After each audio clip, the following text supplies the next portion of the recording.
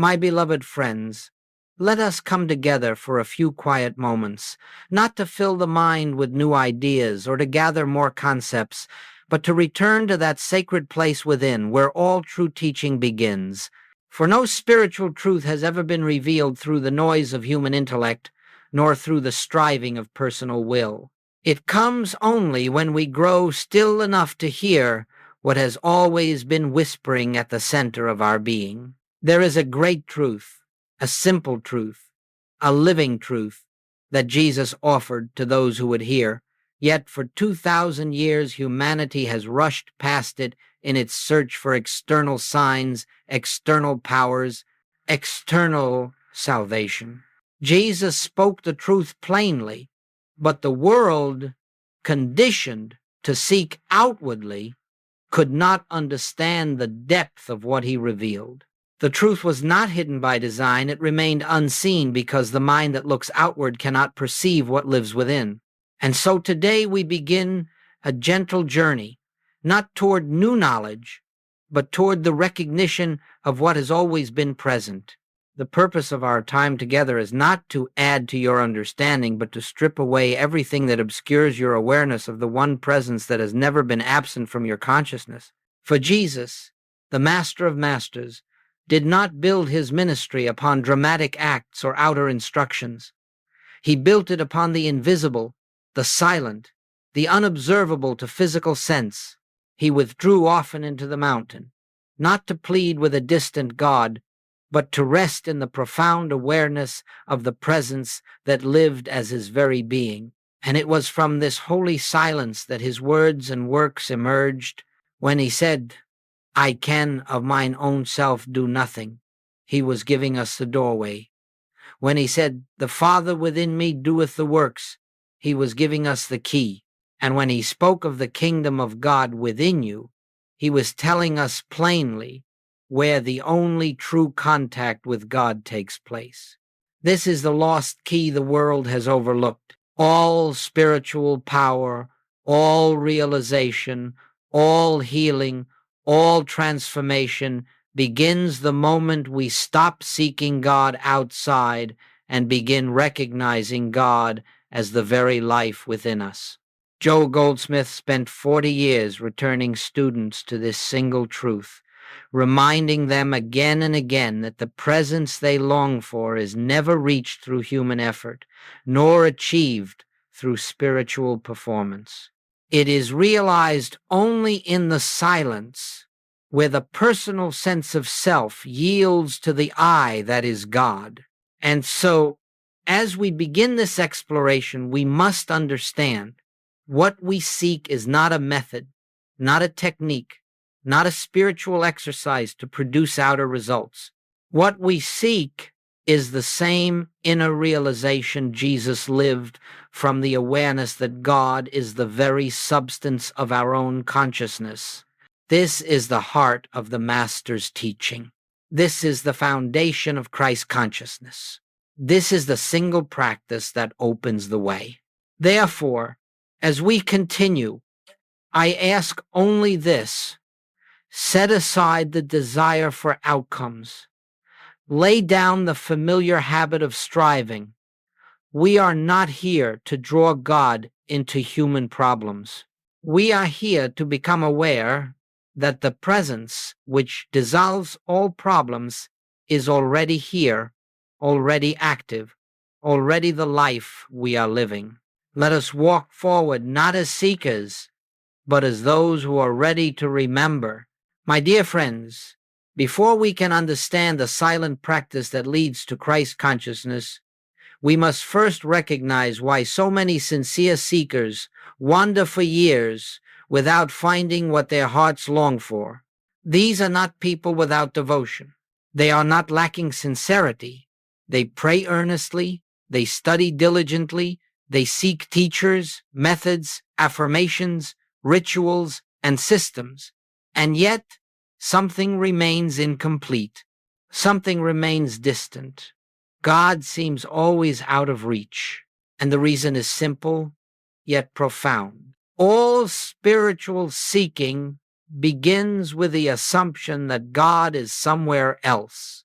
And because the search begins with separation, it cannot end in union. For centuries, humanity has looked for God in the sky, in religious institutions, in sacred places, in holy objects, or in the person of a spiritual master. Some have sought God in emotional experiences, others in mystical visions, others still in the attainment of altered states. And yet the true presence, the living God, is never found in any of these, because God does not dwell in phenomena. Joel Goldsmith taught this with great clarity. You will never find God until you stop looking where God is not.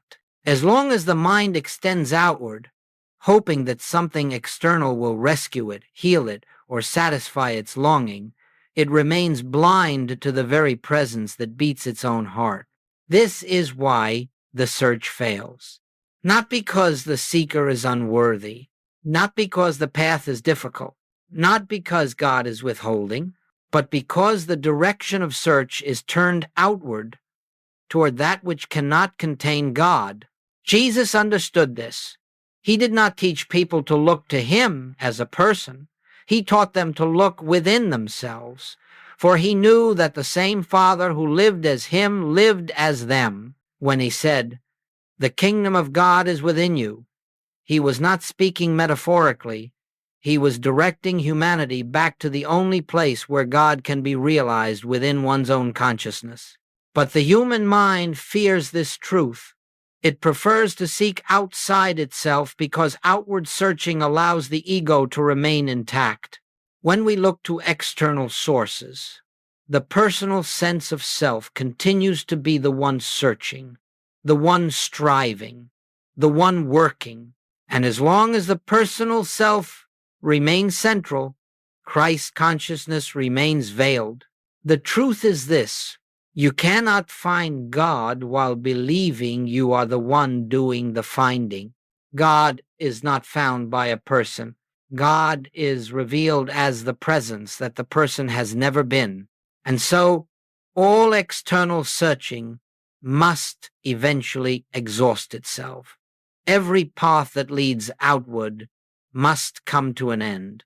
Every attempt to change conditions, to manipulate circumstances, to attract outcomes, to persuade the universe, all must fail before the heart becomes still enough to hear the truth.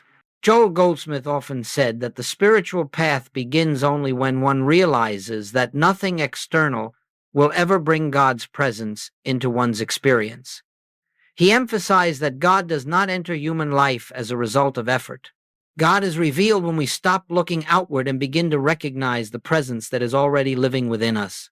Therefore, the first step on this journey is not to find a better method. It is not to refine prayer or intensify desire. The first step is to acknowledge that the outward search has been misdirected from the beginning. The one we have been seeking has never been absent. The presence we long for has never been hidden. It is only we who have wandered outward, believing that the light we seek shines somewhere beyond the horizon. Let us then, with humility and with quiet surrender, lay down the outward search. Let us release the belief that God is elsewhere, and let us turn inward, not into the mind, not into thought, but into the deep stillness where the presence lives as our very being. For until we make this turn, the spiritual path cannot truly begin. And once we make it, the journey unfolds in a way that is effortless, natural, and filled with grace. And now, my friends, having turned our gaze inward, let us look more deeply at one of the most misunderstood teachings ever spoken by the Master, his instruction to take no thought. Nowhere in Scripture do we find a command more central to the awakening of Christ consciousness. Yet nowhere do we find one more ignored, more softened, or more explained away by the human mind. Jesus did not say, "Take fewer thoughts." He did not say, "Take better thoughts."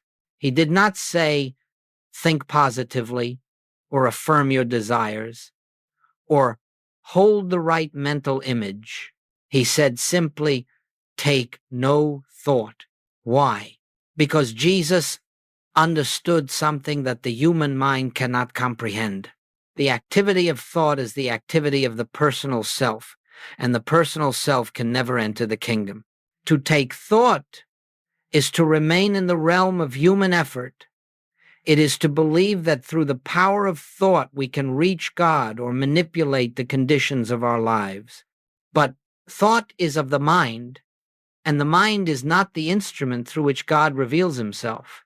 God is not known by thought. God is known only in the silence beyond thought. When Jesus withdrew to the hillside alone, he was not engaging in an exercise of mental activity.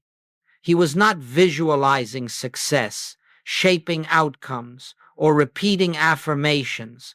He was entering the great inner sanctuary where no thought is taken, where the personal mind grows still, and where the presence announces itself as the very life of his being. Joel Goldsmith understood this perfectly, and he made it the foundation of his entire ministry. He taught that the moment you begin to take thought about health, supply, safety, or harmony, you move away from the infinite and back into the realm of appearances. For thought is always tied to conditions, and conditions belong to the world of sense perception. But the kingdom, the Christ, the presence, does not dwell in the realm of thought. It dwells in consciousness itself. Take no thought is therefore not a poetic instruction. It is a doorway. It calls us to lay down the belief that we must manage life through mental effort. It invites us to release the burden of personal responsibility for shaping, controlling, and directing the outer world. It is a surrender, but not to fate, not to passivity, not to resignation. It is the surrender of the personal sense of self, the sense of me, that believes it must achieve, must fix, must heal, must protect, must provide. To take no thought is to cease living from the level of the human mind and to begin living from the level of divine awareness. When the mind becomes quiet, not empty through force, but quiet through recognition, then the presence has room to reveal itself. And when the presence reveals itself, something begins to happen that thought could never accomplish. Peace arises without cause. Guidance appears without planning. Healing unfolds without effort. Supply flows without anxiety. Harmony manifests without manipulation. All of this happens because the personal I, the I that takes thought, is no longer the one attempting to live life. The divine I, the I am, begins to live the life through us. Jesus was showing humanity the principle of spiritual life. When thought ceases, God acts. When the mind grows still, the presence reveals its fullness. When personal effort yields, divine activity takes its place. This is why taking no thought is essential for Christ consciousness. As long as thought is active, the personal sense of self is active. And as long as the personal self is active, the awareness of the Christ remains obscured. Not absent, never absent, but obscured, as the sun is obscured by clouds. Therefore, when Jesus says, take no thought, he is inviting us into a life where the mind is no longer the master, where the mind is no longer the source of guidance, where the mind no longer attempts to bring God into circumstances. Instead, we enter a life in which all things flow out from the presence itself. This is the beginning of true spiritual freedom. Not freedom from the world, but freedom from the mind's belief in separation. Not freedom from responsibility, but freedom from the burden of personal authorship. Not freedom from conditions, but freedom from the belief that conditions have power. Let us hold this truth gently in awareness. Christ consciousness begins where human thought ends. And so, as we move forward, we do so with a new understanding. We do not seek to think our way into the kingdom. We do not attempt to improve the quality of our thoughts. We begin by honoring the Master's instruction. We begin by letting the mind grow still. We begin by taking no thought. For in that sacred stillness, the presence that Jesus lived from, the presence Joel Goldsmith taught from, the presence you have always been, begins to make itself known. And now, beloved friends, having understood the futility of outward seeking and the meaning of the Master's instruction to take no thought, we arrive at the heart of our journey together, the one silent practice that opens the way to Christ consciousness. This practice is not complex.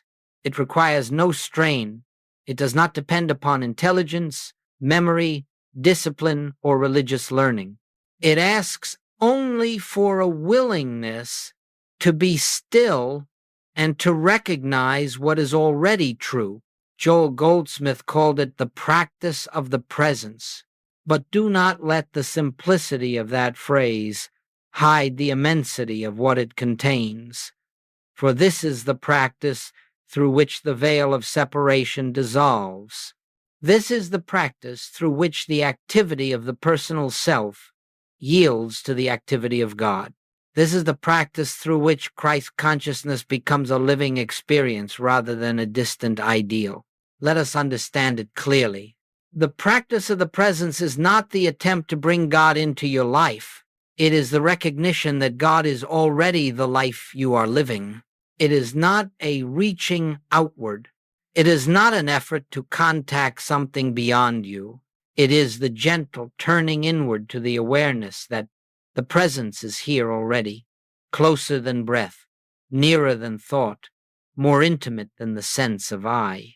We begin this practice by pausing, perhaps for only a moment, and acknowledging silently, God is here, the presence is here.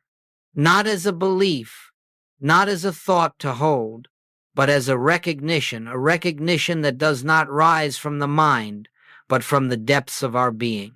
At first, it may seem that you are the one performing the practice, that you are the one making the effort. But if you continue gently, without strain and without expectation, you will discover something remarkable. The presence begins to practice itself in you. What began as your effort becomes an effortless awareness that arises on its own, like a flame kindled by a fire you did not light. The practice of the presence does not require words. In fact, too many words will draw you back into the mind, and the mind is the curtain that hides the light. A simple inner awareness is enough, an awareness that says, I do not walk alone. I do not think alone. I do not breathe alone. The presence is the very life that I call myself. This recognition does not instantly change conditions.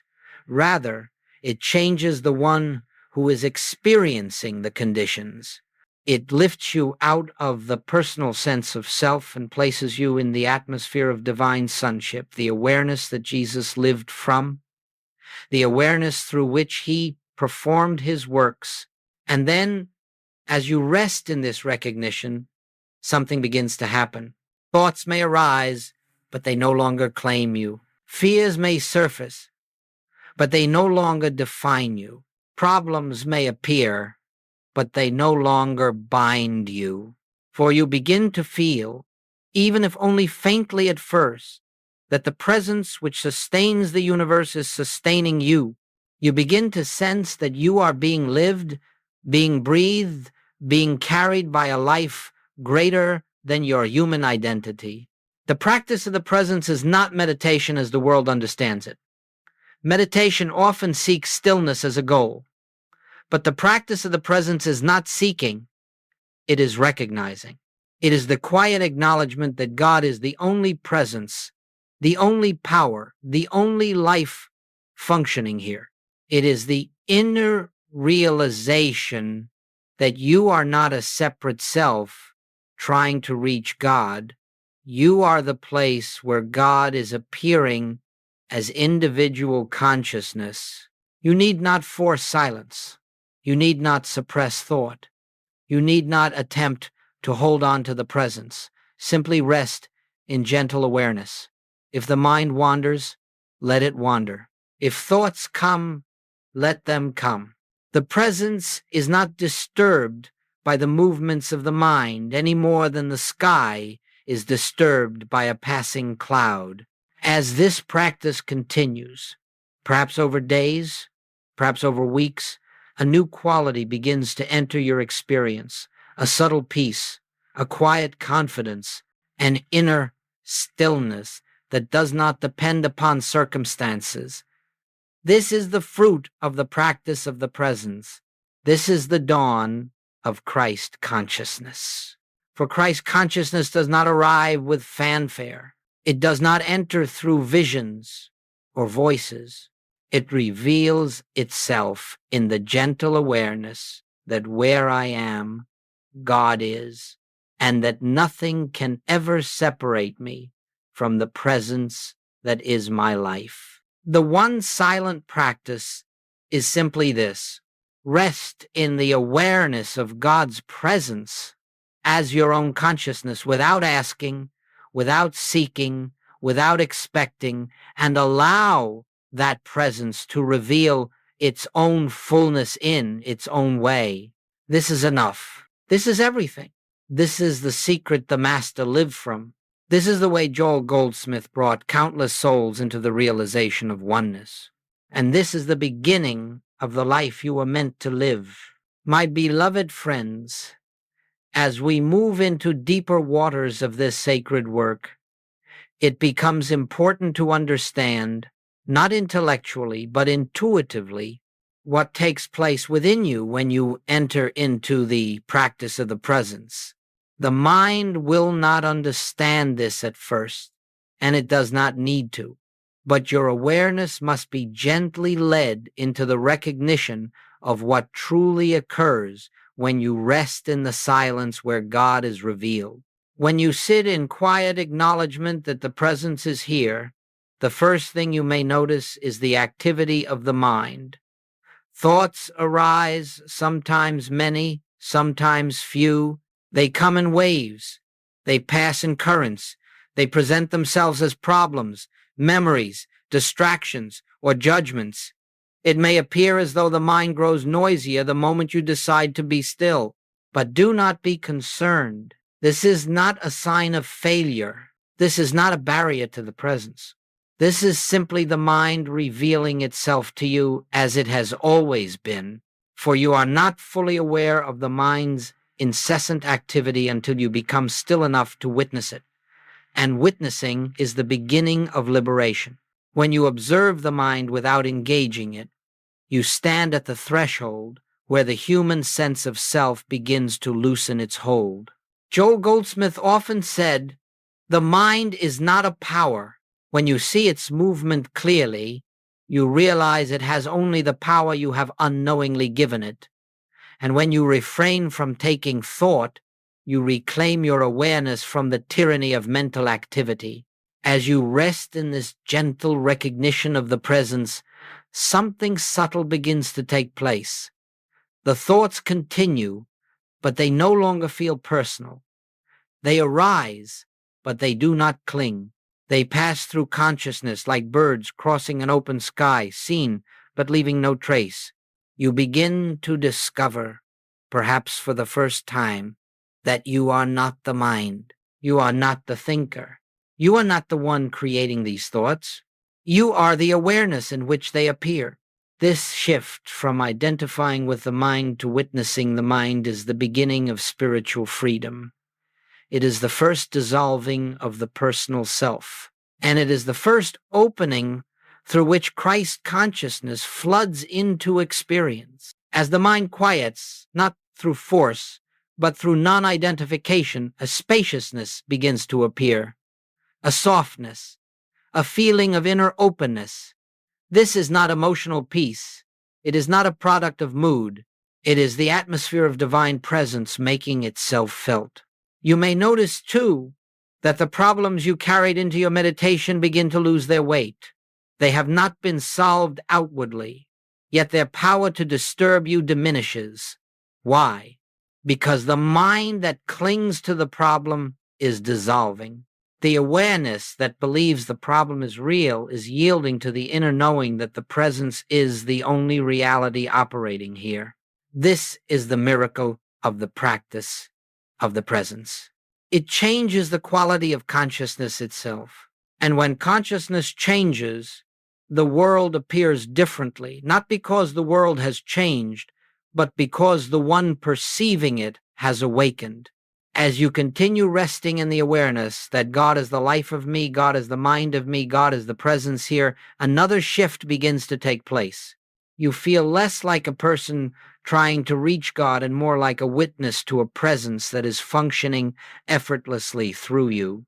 The thoughts slow, the mind softens. The personal sense of I grows faint, not lost, not destroyed, simply seen as an appearance without substance. And in its place, a new I begins to emerge. The I that is not of flesh, not of mind, not of personality, but of spirit. The I that Jesus referred to whenever he said, I am. Not the personal I, but the divine I. The I that is God appearing as individual consciousness. This is what is happening each time you enter into the practice of the presence. Whether you feel it or not, the mind that has ruled you begins to step aside. The presence that has been hidden begins to reveal itself. And slowly, quietly, without fanfare, the divine takes its rightful place as the governor of your being. The mind is not being improved. It is being unseated. The ego is not being strengthened. It is being dissolved. The personal sense of self is not being uplifted. It is being replaced. And in this holy exchange, Christ consciousness begins to shine not as something attained, but as something uncovered, not as something added, but as something revealed, not as something brought in, but as something that was always present beneath the noise of thought. This is what actually happens in the mind during the practice of the presence. The human mind loosens its grip, the personal self loses its centrality, and the divine presence begins to live through you. This is the quiet miracle of stillness. This is what Jesus lived from. This is what Joel Goldsmith taught. This is what you are now entering.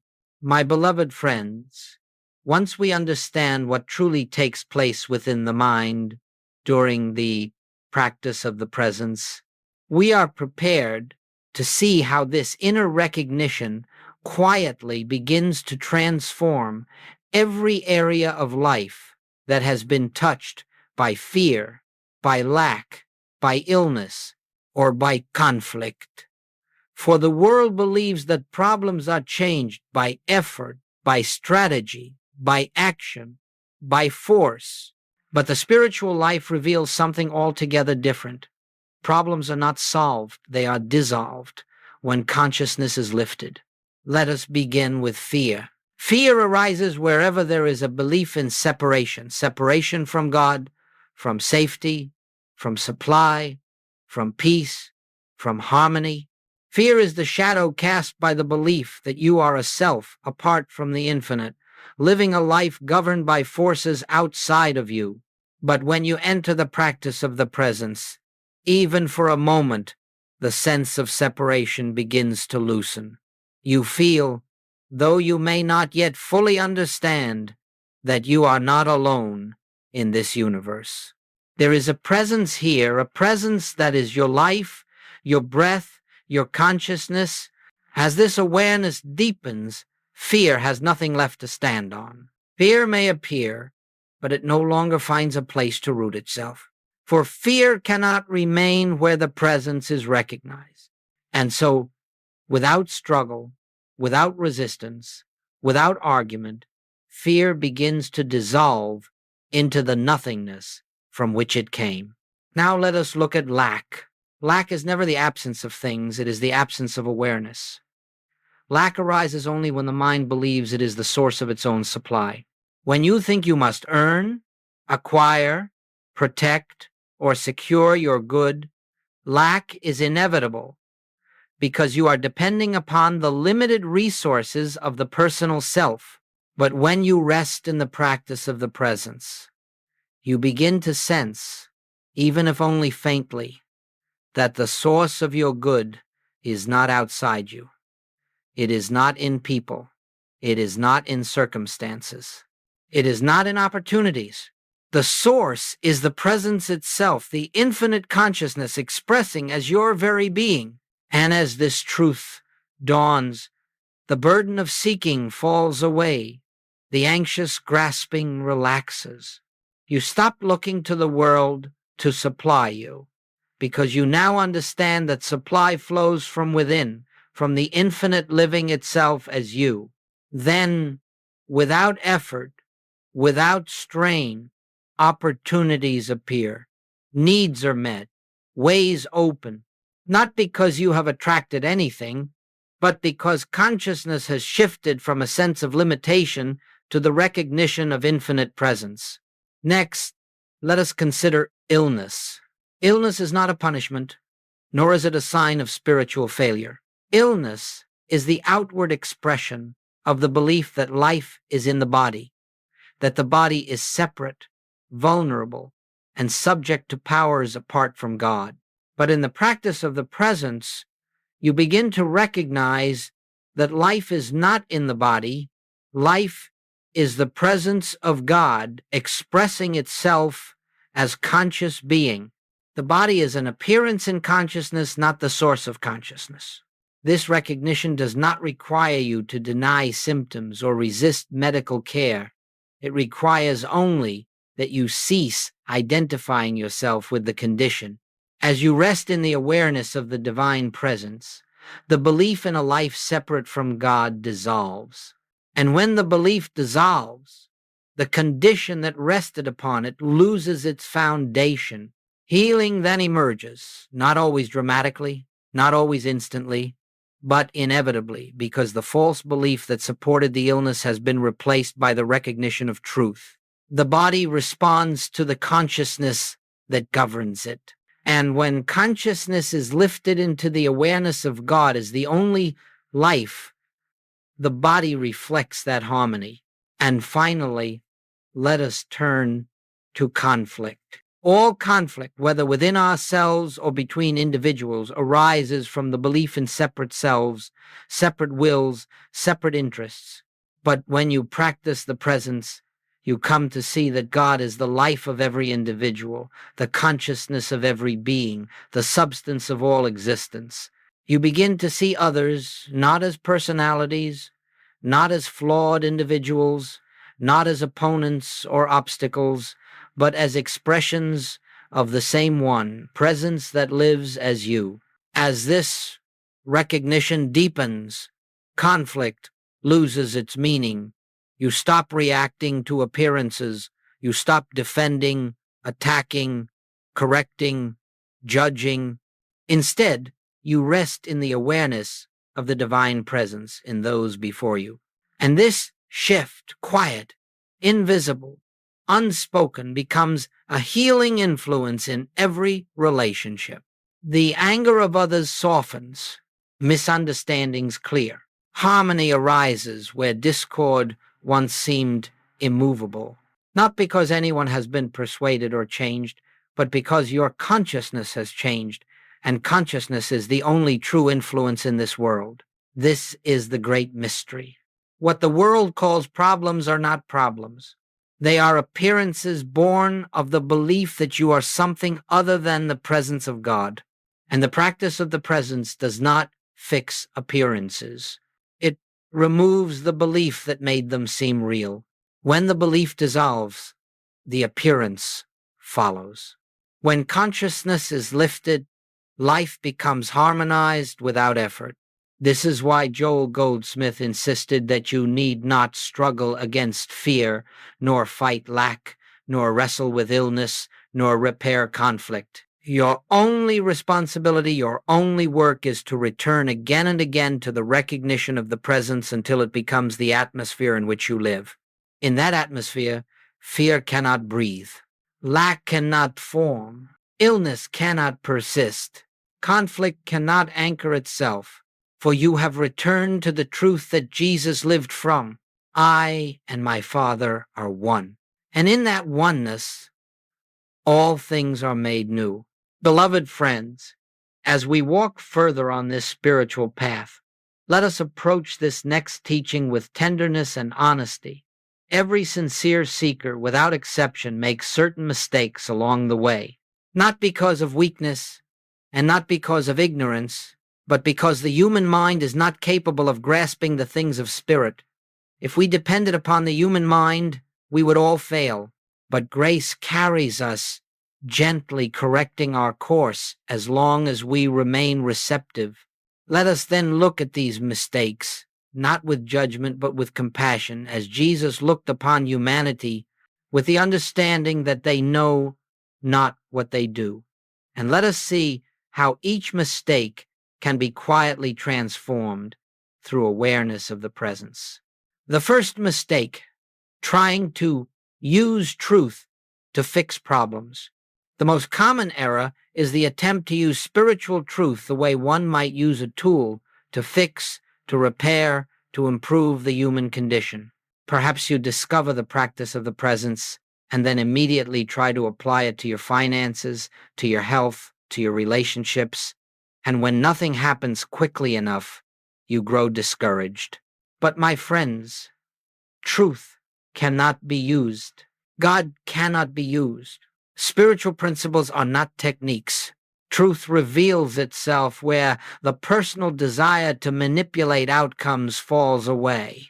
If you come to this practice with an agenda, even a sincere one, you will find yourself frustrated because God is not governed by human intention. The divine is realized only when you relinquish the desire to improve your life and instead desire only to know God. The gentle correction is this: do not practice to change conditions. Practice to know the presence. Conditions will change as a byproduct of transformed consciousness.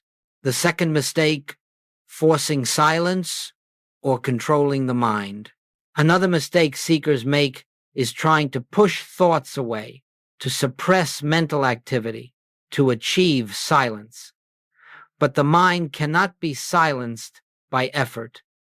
It is like trying to calm the wind by grasping the air. The human attempt to create stillness only reinforces the sense of a separate self, the very illusion we are trying to dissolve.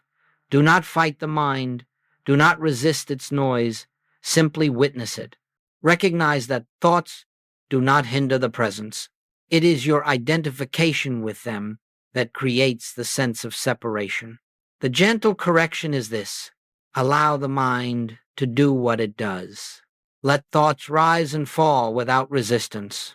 Rest not in the mind, but in the one who is aware of the mind. The third mistake, expecting immediate results. The human mind always seeks instant evidence. It wants signs, sensations, peace, healing, or improvement immediately. And when these do not come quickly, the mind concludes that the practice is failing. But spirit does not work according to time. The roots of transformation grow beneath the surface long before they become visible. Joel Goldsmith often stressed that the fruit appears only after the consciousness is prepared. You may not notice anything happening inside you for days or weeks or months, yet the soil is being softened. The inner ground is being tilled. The weeds of belief are being gently uprooted by divine activity. The gentle correction is this: release all timelines. Let the presence work in its own way, in its own rhythm. Your only task is to continue resting in awareness. The fourth mistake, believing you are the doer. Many seekers unknowingly hold on to the subtle belief that they are the ones practicing, they are the ones seeking God, they are the ones maintaining awareness. But the spiritual journey does not advance through personal effort. The moment you think you are accomplishing something spiritually, the personal self has re-entered through the back door. Grace is the only power. God is the only activity. The presence is the only practitioner. You are not achieving awareness. Awareness is revealing itself. You are not reaching God. God is expressing itself as your consciousness. The gentle correction is this: surrender the sense of personal effort. Let the presence do the practice in you.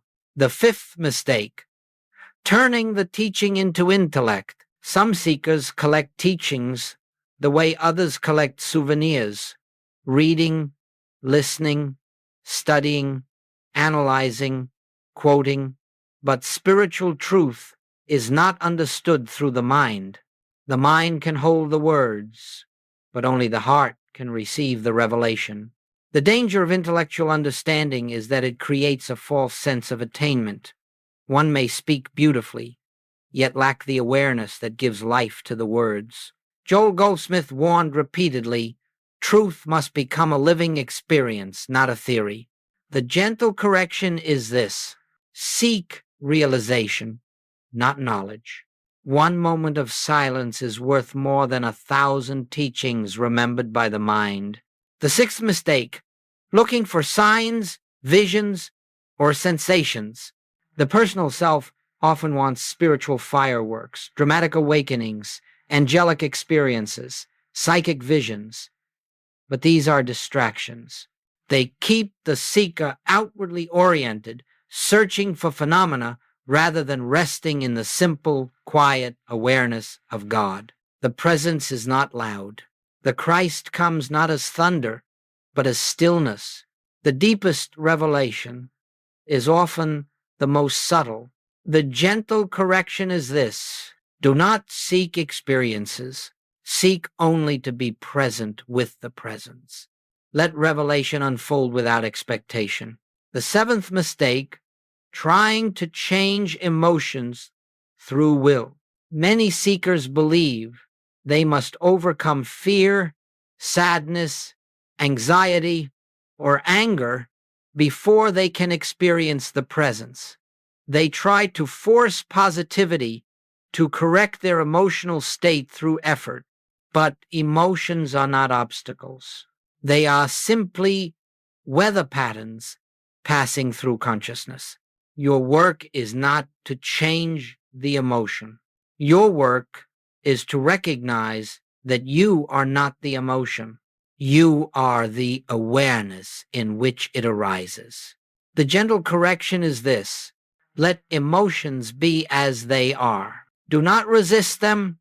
Do not indulge them. Rest in the awareness that is untouched by them.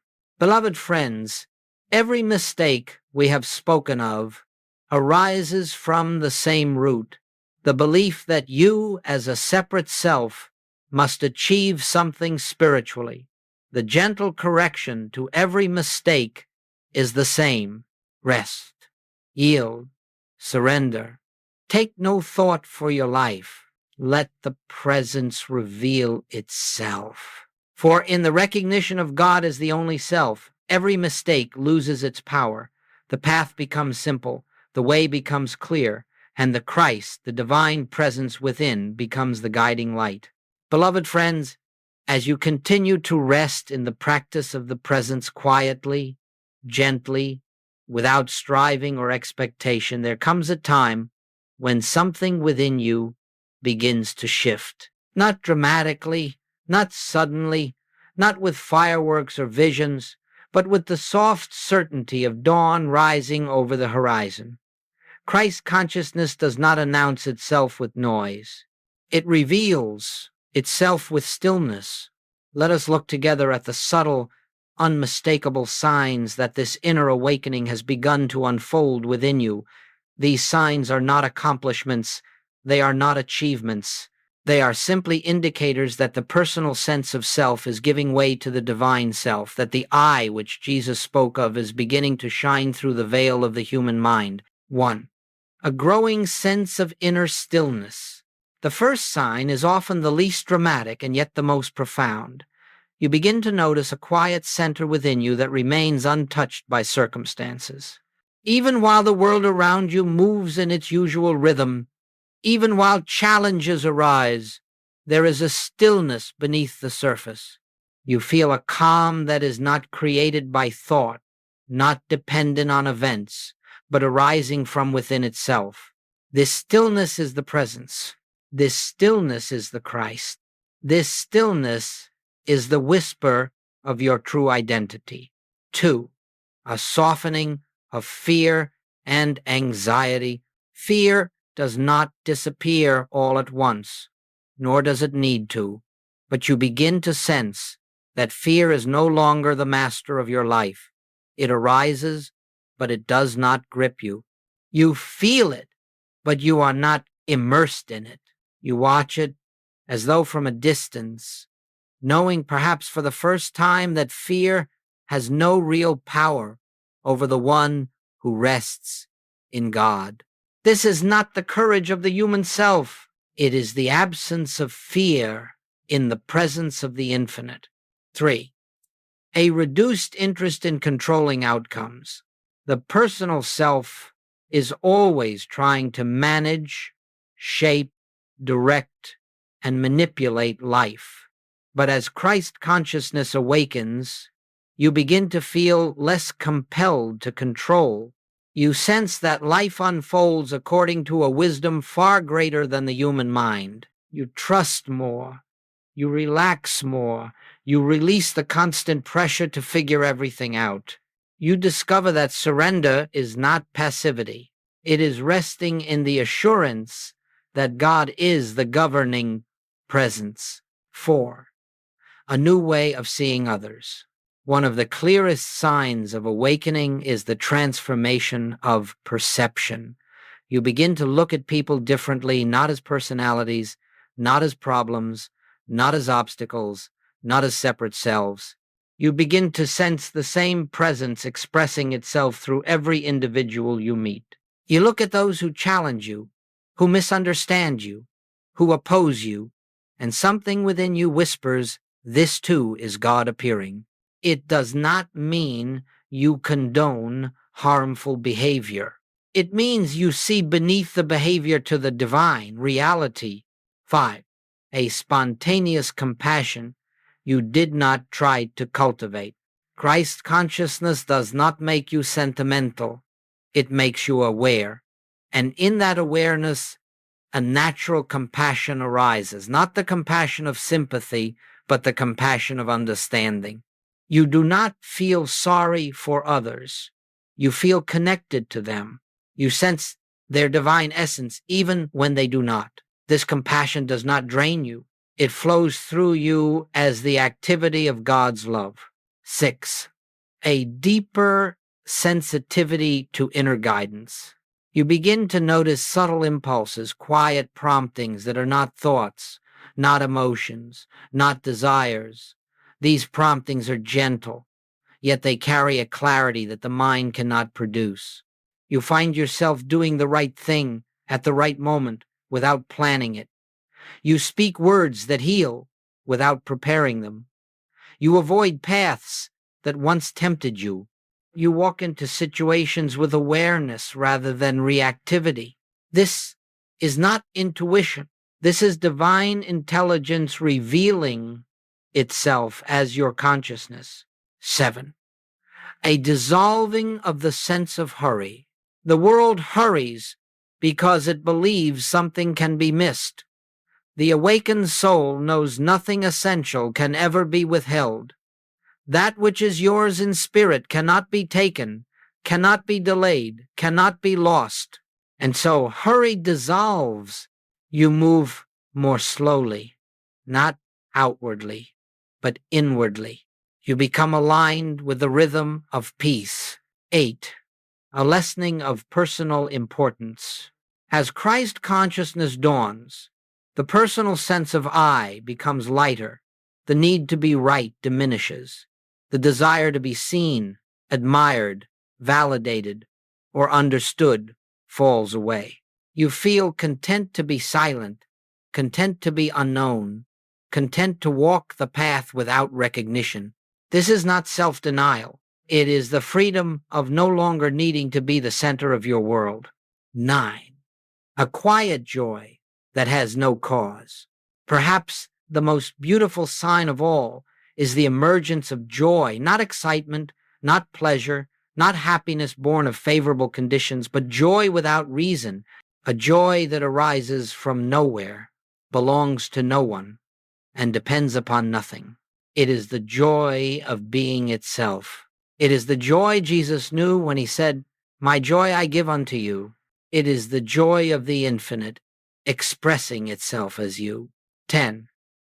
A subtle certainty that you are not alone.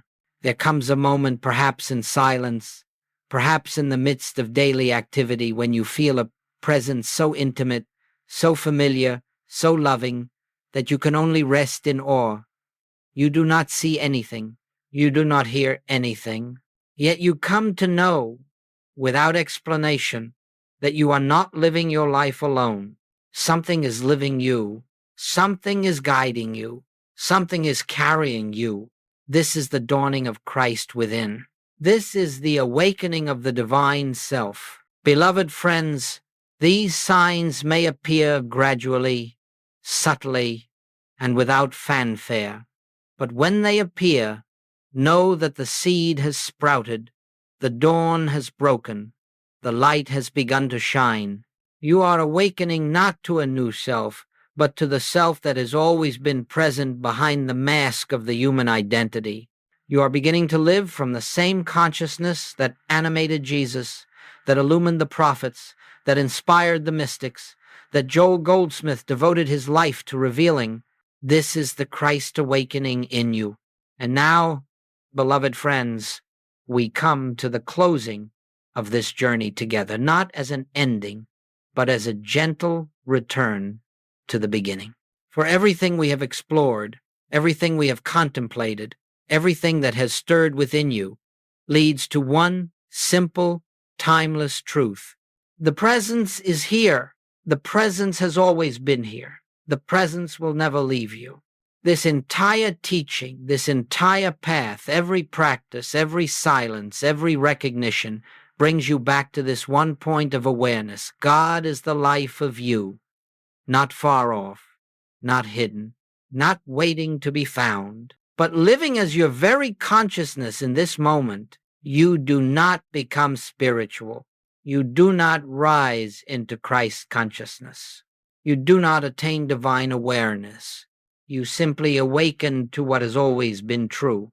As you go forth from this message, do not carry it as knowledge. Do not attempt to remember every word.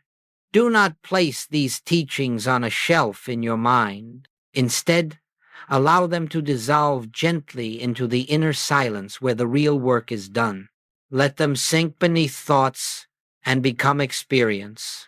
For truth bears fruit only when it becomes living awareness, not information. It must be lived, not learned.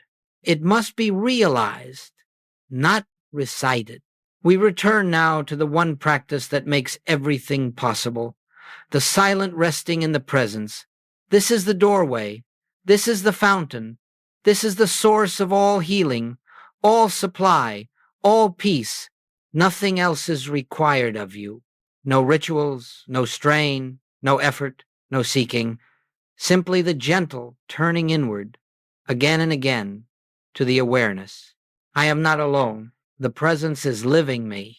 As this recognition deepens, you will discover that the world loses its power to disturb you. Circumstances lose their ability to intimidate you. People lose their ability to define you. Problems lose their power to anchor you. For you will know not with the mind, but with the heart, that only one life is living all creation, and that life is expressing itself as you. Wherever you go, you will carry the atmosphere of this presence. not because you try to help others, not because you preach or persuade, but because the Christ within you becomes a quiet radiation of peace. There will be moments when you find yourself pausing naturally throughout the day, without effort, without intention, simply because the presence is so near. You will feel the invisible companionship that Jesus spoke of when he said, "I am with you always." You will sense that something greater than the personal self is guiding, sustaining, lifting, and unfolding your life. And as this awareness matures, you will realize that your spiritual journey is not a path you walk toward God. It is the path through which God reveals itself as your life. You have not moved closer to God. You have awakened to God as the only life there is. As we close this teaching, let us rest for a moment in the silence that is not empty, but full of presence, full of peace, full of the quiet assurance that the infinite lives here, now, as you. Let your breath soften. Let your mind fall into stillness. Let your heart open like a flower receiving sunlight. And hear this truth, not as words, but as the voice of the presence within you. Where I am, God is. Where God is, all is well. I am. Carry this awareness gently with you. Return to it often. Rest in it quietly. Let it guide your steps. Let it shape your days. Let it reveal the life that has always been yours. And may the Christ that is your true self shine more brightly with every moment until the personal sense of life dissolves completely into the living presence of God. Peace be with you, beloved friends. Not the peace the world gives, but the peace that comes from knowing God is the only presence. God is the only power. God is the only life. And that life is you.